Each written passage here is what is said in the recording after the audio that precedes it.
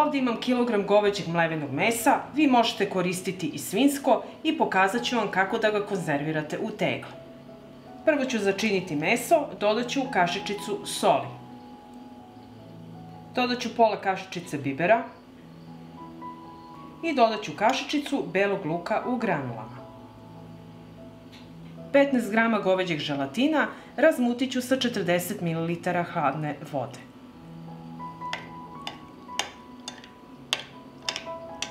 Dodat ću i želatin i sve ću to promešati. Sjedinili smo smesu i sada ću ih ređati u tegle koje koristim sa širim otvorom.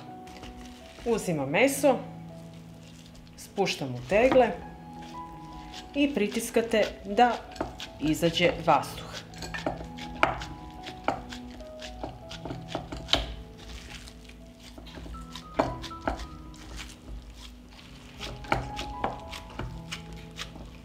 Kad sam napunila teglu, na isti način punim i drugu. I sada ću sa sirćetom prebrisati vrhove tegle i poklopce.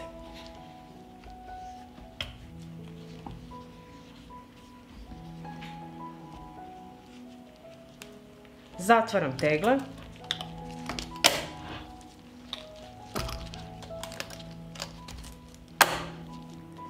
Tegle stavljam u ekspres lonac.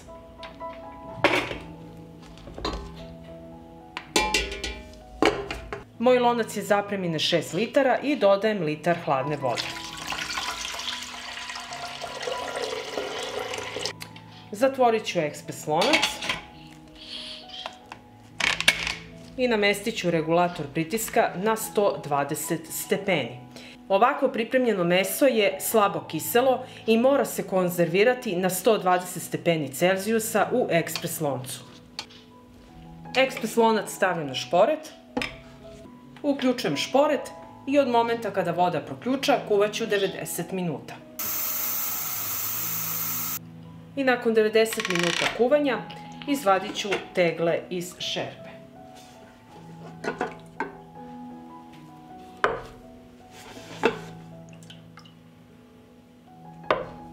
Tegle ću ostaviti da se postepeno ohlade, nakon toga ih čuvate na tamnom mestu do upotrebe. Tegle su se prohladile i otvorit ću jednu. Pomoći ću se sa nožem, uvatio je vakuum i to je znak da je dobro odrađena procedura. Izvadit ću meso i vidjet ćemo kako je ispalo.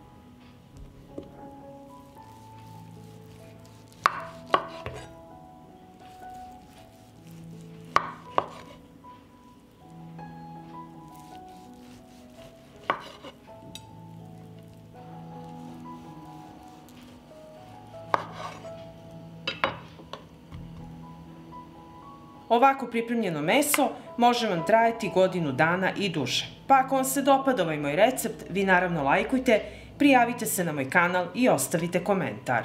Prijatno! Pripremila sam tegle i brašno i sada ću vam pokazati kako da sačuvate brašno godinama. Može vam ovako trajati 20-30 godina i više. Tegle su čiste i oprane. I sada ću ih napuniti sa brašnom.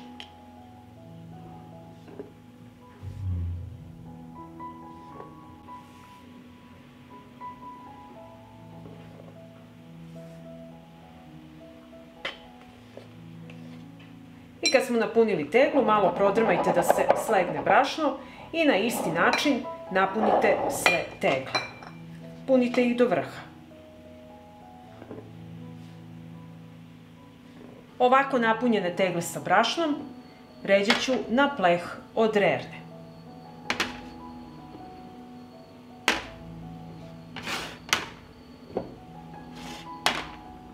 Tegle sada nosim u hladnu rernu i uključujem na 100 stepeni.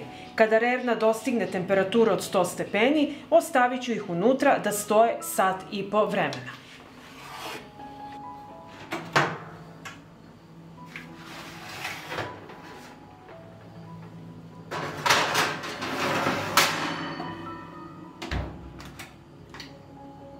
nakon sat i po vremena vadimo jednu teglu iz rerne.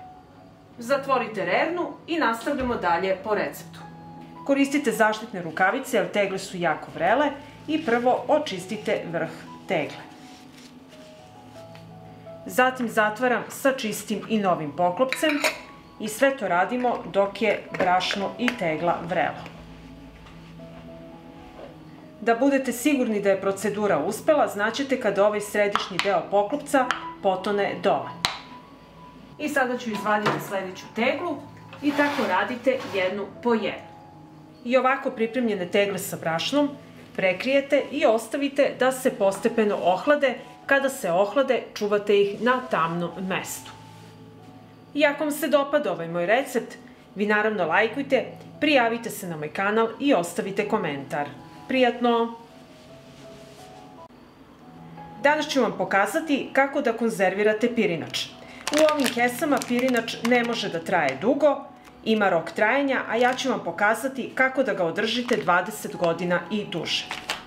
Sada ću pirinač sipati u tegle, one moraju biti kompletno suve. I punimo tegle do vrha sa pirinačem.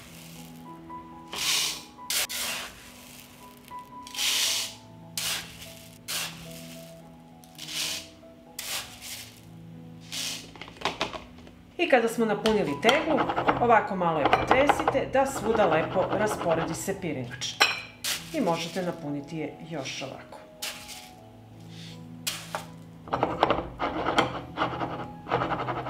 I tako ćemo napuniti sve tegle.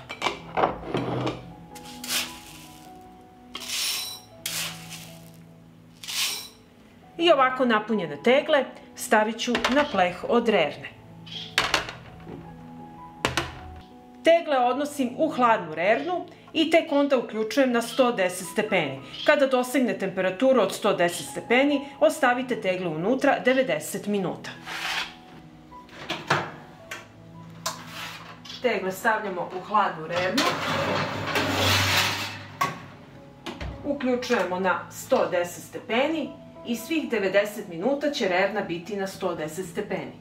I nakon 90 minuta vadimo samo jednu teglu. Ostale tegle stoje sve vreme u uključenoj rerni. Obrisat ću vrh tegle i koristite zaštitnu rukavicu jer su tegle izuzetno vrele. Teglu zatvaram sa čistim i novim poklopcima. Sterilisala sam ih prvo u uključenoj vodi 15 minuta, zatim sam ih ostavila u rerni na 50 stepeni 10 minuta da se kompletno osuše. Sada vadim sledeću teglu. Rerna je sve vreme uključena i vadimo jednu po jednu teglu. I ponavljamo postupak, za svaku teglu isto radimo.